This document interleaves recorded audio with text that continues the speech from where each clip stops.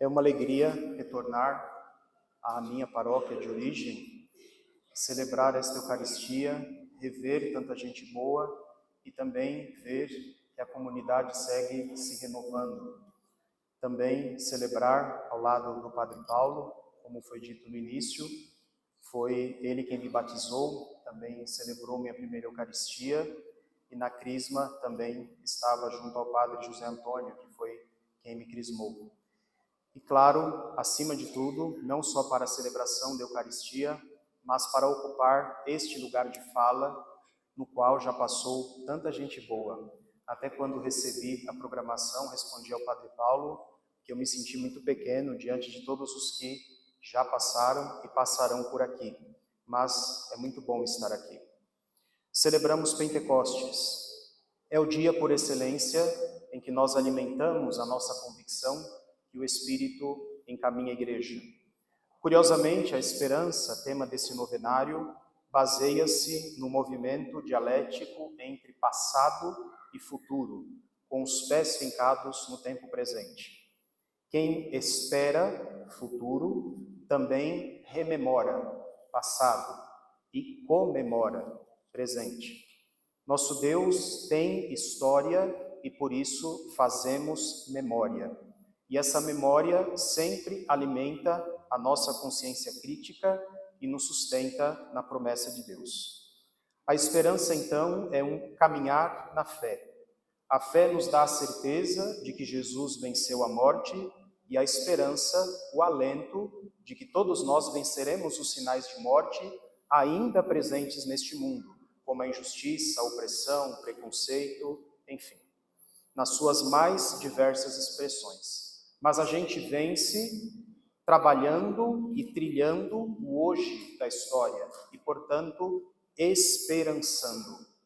O nosso caminhar, não raras vezes, é atravessado por muitas dúvidas, por muitas dores, mas também por conquistas, alegrias. Mas como nós temos memória e fazemos história, quando trilhamos o caminho, Deus nos primeireia, como dizia Francisco.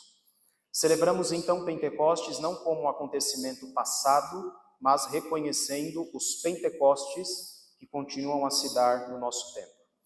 E justamente porque sempre é Pentecostes que de tempos em tempos o Espírito faz surgir no seio da Igreja pessoas carregadas de esperança que extrapolam discursos entusiastas, curtidas em redes sociais e mostram essa esperança na concretude da história, apesar dos seus dramas e das suas tramas. Em 2013, na sacada da Basílica de São Pedro, em Roma, um homem idoso, aparentemente desconhecido, usando uma simples batina branca, pediu: rezemos sempre por nós, uns pelos outros. Presente. Rezemos por todo mundo, para que seja uma grande fraternidade. Futuro. O nome desse grande homem recém-anunciado era Francisco. Os sinais da sua primeira aparição, sua maneira serena de falar e também a sua saudação para quem acompanhou, tão espontânea, tão singela, deixaram claro que nós iniciávamos um tempo novo na Igreja e no mundo, depois de quase meio século de intransigência do pontificado de João Paulo II e do Papa Bento. A Igreja passou, ao menos em tese, a caminhar com o novo bispo de Roma, Francisco, homem de esperança, tema de hoje. Uma virtude que Francisco foi demonstrando nas suas mais diversas atitudes e também expressões. A esperança era possível de ser notada em Francisco graças a um princípio que norteou seus 12 anos de pontificado. O tempo é superior ao espaço. Vamos repetir? O tempo. Esse princípio, escreveu o Papa Francisco, nos permitia trabalhar a longo prazo, sem ficar obcecado por resultados imediatos. Ajuda a gente a suportar com um pouco mais de paciência as situações difíceis da vida e as mudanças de plano que a própria história vai realizando. Quando a gente prioriza o espaço, ou melhor, o tempo, ao invés de o espaço, a gente aprende a respeitar processos. E quando a gente prioriza o espaço, a gente age como doido para resolver tudo no momento presente. O curioso é que numa sociedade onde cresce o número de gente ansiosa, entre as quais eu me situo, inclusive, né, há sempre o risco de, em vez de ver as coisas avançarem, nós ficarmos parados, estacionados, porque quando as coisas não saem do jeito que a gente quer, a gente se frustra e não quer mais seguir adiante.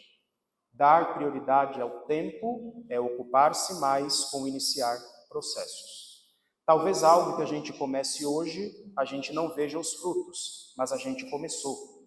E a gente coopera com o plano salvífico de Deus que vai se dando na história, em certo sentido também o realizamos quando a gente aprende a respeitar os processos.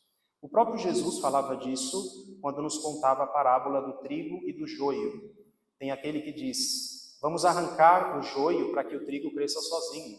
E aí se diz, calma, com o tempo a bondade do trigo fará o joio se manifestar de modo mais claro e assim a gente arranca para que não arranque tudo de uma vez só e corra o risco também de arrancar o trigo. Então, em última análise, trata-se de saber esperar. Mas enquanto isso, enquanto a gente espera, a gente age. Não é uma espera passiva. É importante pensar no amanhã, mas enquanto isso, não apenas esperar, mas esperançar. Cooperar para que os processos se instaurem com a esperança de que eles darão fruto. Tem muita gente desanimada hoje em dia. O Papa Francisco escreveu que são típicos generais derrotados que já começam a batalha crentes de que não vencerão. Ou, para usar um vocabulário dele mesmo, existem muitos na igreja pessimistas, lamurientos, desencantados, com cara de vinagre. Muito triste. Não podemos ser assim. E nesse sentido, Francisco mostrou-se o Papa da esperança. E isso em muitos âmbitos. Obviamente que pelo nosso tempo, eu destaco em duas perspectivas que certamente já nos ajudam a recuperar a sua memória. Francisco foi esperança para a humanidade, primeiro ponto, e depois também para a igreja, segundo ponto. E isso em dupla linguagem, gestual, naquilo que fazia, mas também no formal, naquilo que ele dizia ou naquilo que escrevia. Para a humanidade, no que diz respeito aos gestos, eu queria recordar 3 acontecimentos de Francisco. Em novembro de 2013, ele deu um abraço espontâneo em um homem que tinha neurofibromatose, uma doença neuronal que produz tumores na pele e a pessoa fica toda deformada, né? É uma doença genética que, por causa da aparência que as pessoas ficam, em geral, causa uma certa repulsa quando a gente se depara em alguém com essa enfermidade. O homem tinha 53 anos, se chamava Vinícius Riva. E numa entrevista, alguns dias depois, em que o Papa lhe deu um abraço espontâneo, ele disse que naquele momento se sentiu como se estivesse no paraíso. Ele disse, o Papa acariciava o meu rosto e enquanto fazia isso, eu senti só amor. Segundo acontecimento, uma cena que comoveu o mundo, foi a do pequeno Emanuele, de 8 anos, que chorando perguntou a Francisco se o pai, que era falecido, ateu, mas havia batizado os filhos, estaria no céu. Talvez vocês tenham visto essa cena, porque circulou bastante nas redes sociais. E Francisco disse, quem diz que vai para o céu é Deus. Mas como está o coração de Deus diante de um pai assim? Deus tem o coração de um pai. E diante de um pai não crente, que foi capaz de batizar seus filhos e dar essa bravura a seus filhos, ele perguntou ao povo, vocês acham que Deus seria capaz de deixá-lo longe? E o Papa concluiu, Deus estava muito orgulhoso do seu pai, Emanuele, porque é mais fácil ser um crente e batizar crianças do que batizá-las sendo incrédulo. Isso agradou muito a Deus. Fale com seu pai, reze pelo seu pai e obrigado por sua coragem. Terceiro acontecimento, 4 dias antes da sua morte, na Quinta-feira Santa, como de costume, mesmo debilitado, o Papa Francisco foi à penitenciária para passar um tempo com os presos e ali disse, gosto de fazer todos os anos aquilo que Jesus fez na Quinta-feira Santa, a lavagem dos pés na prisão. Neste ano eu não posso fazer, mas posso e quero estar próximo a vocês. Rezo por vocês e por suas famílias. E o Papa ficou ali 30 minutos. Mesmo no limite da sua condição humana, ele permaneceu convicto daquilo que acreditava. Na saída, o Papa precisou enfrentar a imprensa, sempre muito afoita, né, por causa da sua condição de saúde, e uma jornalista conseguiu se aproximar do vidro do carro onde estava o Papa. Ele abaixou o vidro e a jornalista fez uma pergunta, na minha visão, estúpida, né? Santo Padre, como o senhor está? E ele respondeu, sentado. Né? Quase não falava, né? Falou baixinho, sentado. E aí fechou o vidro e foi embora. Né? Deu um sorriso, sempre bem-humorado. Mas não apenas nos gestos, o Papa se mostrava esperançoso. As denúncias que ele fazia também nos faziam voltar ao essencial e pensar nos processos que estamos instaurando no nosso tempo. No Evangelii Gaudium, por exemplo, ele escreveu que não é possível que a morte de um idoso por engelamento não seja notícia, enquanto é a descida de 2 pontos na bolsa. O dinheiro deve servir, dizia o Papa, e não governar. Quantas vezes ele não falou sobre a paz, denunciando a calamidade da guerra?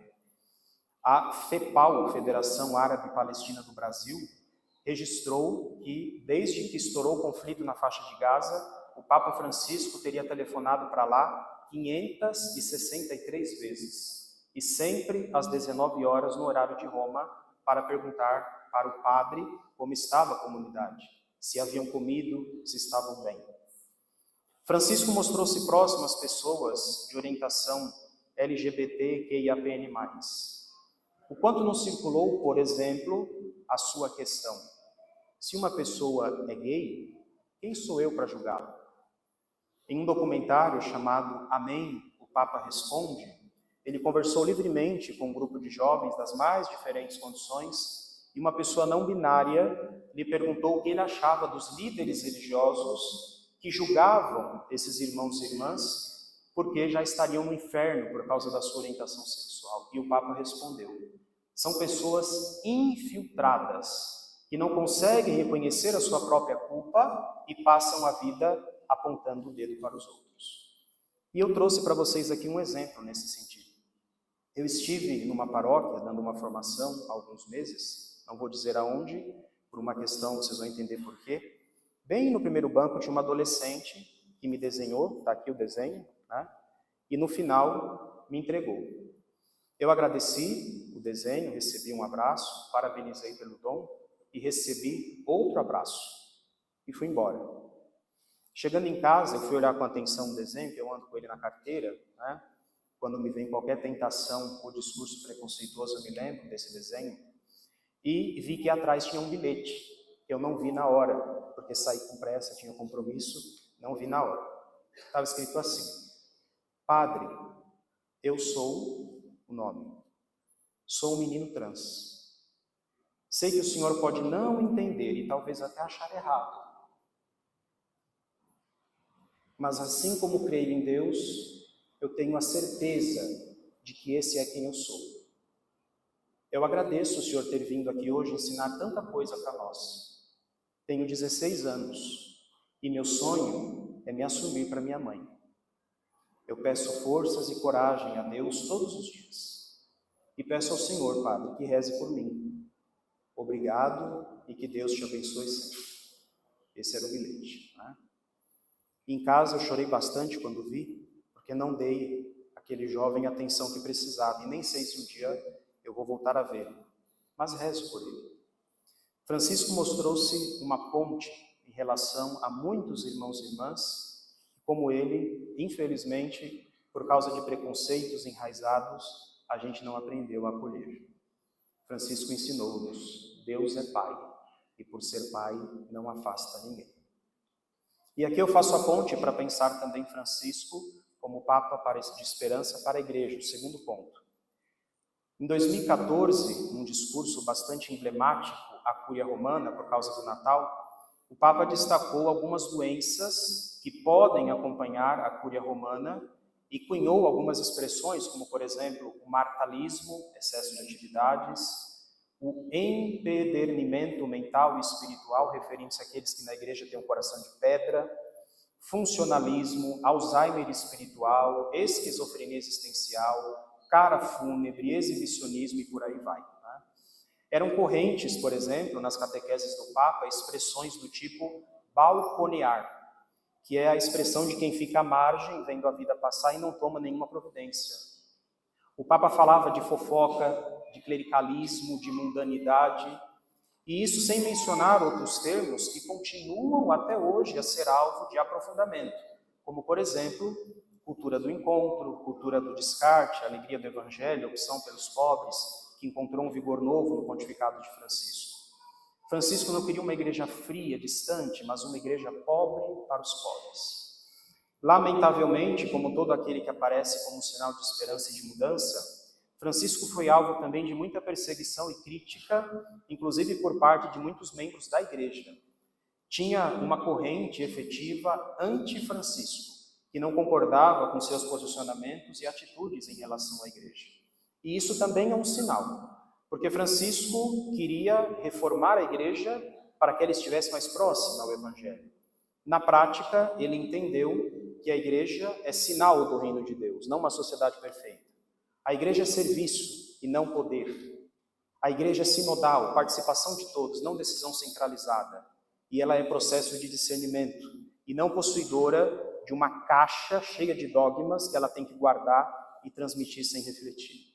É triste pensar que enquanto Francisco nos convocava a estar juntos na igreja, a discernirmos juntos a realidade, atentos ao Espírito, a gente preferia supostamente ouvir o Espírito. Celebramos Pentecostes, nas curas, libertações, orações em línguas. Já dizia a canção, seu nome é Jesus Cristo, passa fome, vive pela beira das estradas, e a gente, quando vê, aperta o passo, às vezes para chegar depressa à igreja. É bom pensarmos nisso. Se o Pai Nosso não nos leva ao pão nosso, esse memorial é vazio. E essa era a igreja que Francisco queria, uma igreja serva, não uma igreja senhora, uma igreja que se esvazia e que existe toda para se dar. Para provar o que eu dizia da importância de instaurar processos, e ele como alguém de esperança, internado, quando o Papa estava internado, o Sínodo dos Bispos promulgou uma declaração instaurando um período de discernimento para a aplicabilidade do Sínodo sobre a sinodalidade, que vai culminar com uma Assembleia Eclesial que será em outubro de 2028. Então, contra muitos que talvez ainda pensam que o Sínodo último não vai dar em nada, Francisco nos apresentava a necessidade de esperançar, com paciência. Ele não estava preocupado se estaria aqui em 2028 para fazer o Sínodo, mas ele o convocou.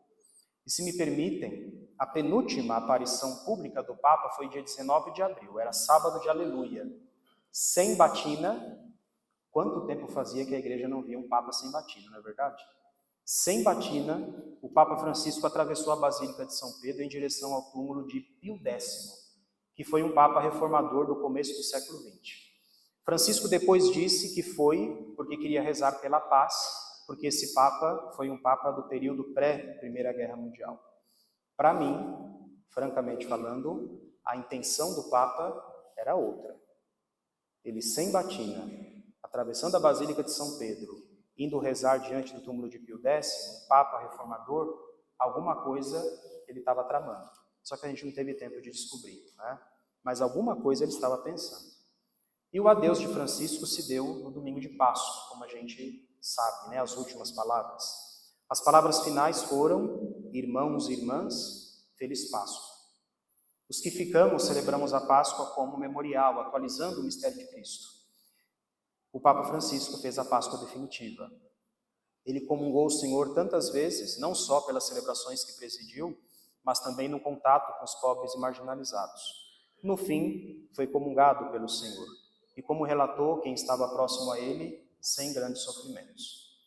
Na Basílica de Santa Maria Maggiore, se vocês se recordam, onde ele foi sepultado, os pobres foram os primeiros a receber o corpo do Papa Francisco. Mesmo inerte, sem vida, o Papa nos ensinava, deixava-nos um legado de esperança.